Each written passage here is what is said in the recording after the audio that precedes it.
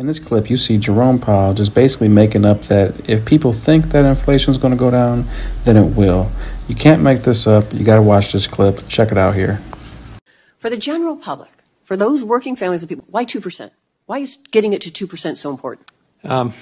So that has become the globally agreed, essentially all major central banks target 2% inflation in one form or another.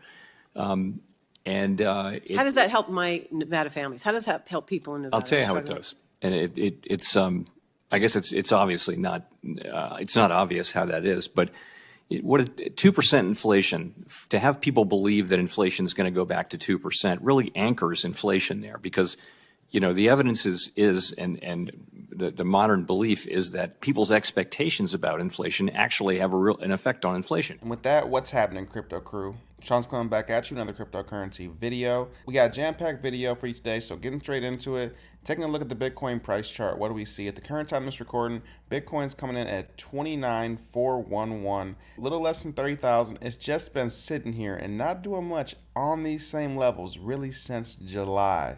Late July to where we are right now, it's been sitting here and just trading in this range. If we zoom into the price action to see what we see, we can sit here and see that this range has just been going on and on. We've had a couple highs, we've had a couple lows, but as you can see, we put in a low here. This was the ultimate low from this range, 28.5, came up, put in a higher low around 28.6, and then came up, and we're just been getting squeezed from this 20 moving average. Bitcoin did blast up to a high back in August 8th, a little over 30,000, but that was short-lived, over 30, and then we got back above this 20 moving average and came back and retested it once, twice, and now we're just sort of sitting and just lolling out. We zoom out on the price action, what can we anticipate? We see since way back in around November 10th of 2022, we've had the bottoming structure really play out, come up, and then retest this blue line, come back up, retest the blue line, come back up, retest the blue line, come back up, and every time it comes back up, puts in a higher high and come back down and retest this blue line. If we see this trend, your friend, to the end, we see that this blue line, if we do come back up to it, the next level is 33,000. But look what happens right here around October. The apex region is when this crosses. So the closer we get to this, a breakout should be occurring. And how this plays out, looking at the RSI, we see that the Bitcoin price action actually did get overbought back in June of this year. And we put in a high, came up, and then put in a higher high. And right here, this looks like the price is exhausting out. So could we see more lower price action? That could be in the cards. So looking at the weekly has not been in overbought territory.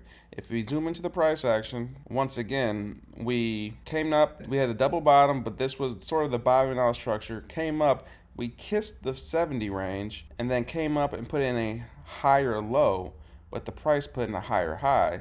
So if we look at here, we have flipped back, we had this cross of the 20 and 200, which is extremely bullish. If Bitcoin comes back down, if Bitcoin is going to hold and continue this trend, we have to hold above that 20 moving average. We ultimately could come back down to the 200 moving average, which is around 27, but if that happens, we would break this upward support. Still putting in a higher high, but it'd be more probability for us to come up, retest this support level now, and it'll turn into resistance before seeing lower price action.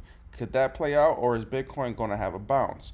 Right now, we have not seen the green in the RSI yet. If we look back in the price action, we zoom out a little bit, you see that the green has been had way back here, put in a double top pattern, and then came back down, seen the red, put in a double bottom pattern, ultimately bottoming out, and we're just sort of stair-stepping our way up. Looking back on the charts from 4 years ago, right here, this would be around where we were 4 years ago, and we were around that double top pattern because we got overbought too quickly. But Bitcoin may have not had that surge up. As you see, it actually blasted above this blue line. We haven't had that blast up yet. So this could just be the lull out, and we could have a fake dump before the halving. Remember, the halving's here, right here in April of 2024. That's right around the corner. So what could be anticipated for the Bitcoin price chart right now is still seeming that it's a bullish pattern, but on the daily, it seems like the Bitcoin price action was sort of getting a little bit suppressed. We came back down, and we have to see a bounce sooner rather than later, because when this 20 moving average crosses this support, if we don't bounce from this support, we're going to see more downwards price action. But from front strat, they're saying the Bitcoin price could rise to 180,000 by the 2024 halving. So that's by the halving. This is right around the corner. So they're calling for 180,000 before the next block reward. Now, will this happen? If this happens, zooming out on the price chart, this could be something that Bitcoin's never did before, meaning putting in a new all-time high before the halving. So if 180,000 was to happen, and just to see visually, like we had to get this price action to blast up to 180,000 by this red line. Like, could that happen? Is that a possibility? Yeah, that's a possibility. That could be what's in the cards, but you have to look at the history of what Bitcoin's done, and Bitcoin over its life cycle has never put in a higher high or a new all-time high before the halving. So that's something to pay attention to. If you look at these previous highs and you come back up, and if that acts as resistance again, that's 113,000 if it makes it up there before the halving. So is it probable? Probably not. So pay attention to this. In the next halving Bitcoin clock, we're 249 days away, April 17th. So we're in August now. We have about 8 months into this next halving. So that's a price appreciation of over a 6x from where we are right now. So is this a possibility? Yes, but is it probable? No. Keep this in mind. The Bitcoin Bros give you this content every single day because we try to instruct you and help you on your crypto journey. But one thing with this call out right here from Fundstrat saying that the price could run to $80,000 before the next halving, that might not be probable. So without further ado, let's hear from Mark Yusko. He's talking about the Bitcoin price action and what he anticipates by the halving and for the next high. Let's hear from Mark. I'm okay with numbers because I have a logic for it. Doesn't mean I'm right, but I have a logic for where I think the price is going to go and why I think it's going to go there. And I certainly think that the spot ETF is going to impact this. But the primary reason for the movement in the price is the halving cycle. So the halving cycle is really one of the most genius ideas that I've seen maybe in my whole career. And that's a big statement, but it really is. And what do I mean by that? I mean, markets are not prone to movement, right? They only move if there's excess demand or excess supply. Now, there's never excess buyers or excess sellers because for every buyer, there's a seller. For every seller, there's a buyer. But there can be more people with a proclivity to buy or proclivity to sell.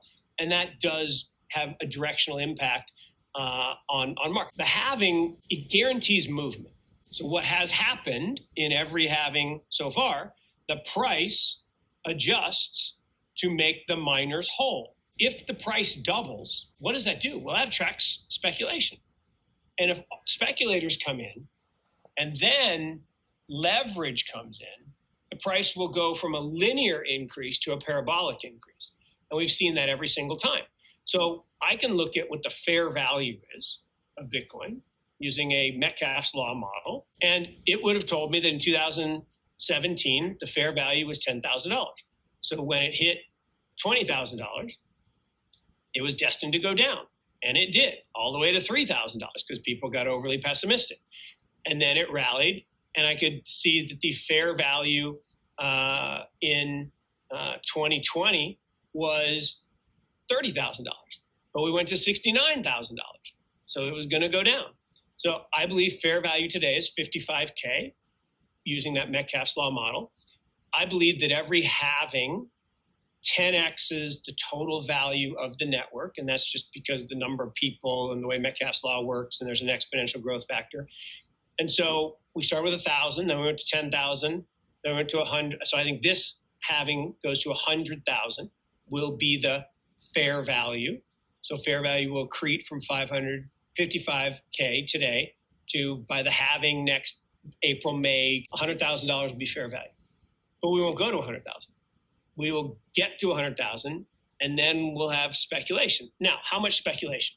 Depends on the approval and the timing of the approval and where we are in the adoption cycle and how much of that 300 billion is coming in. Let's say we blow through that 100K and we're at 150K. That seems reasonable to me. So somewhere between 100 and 150K.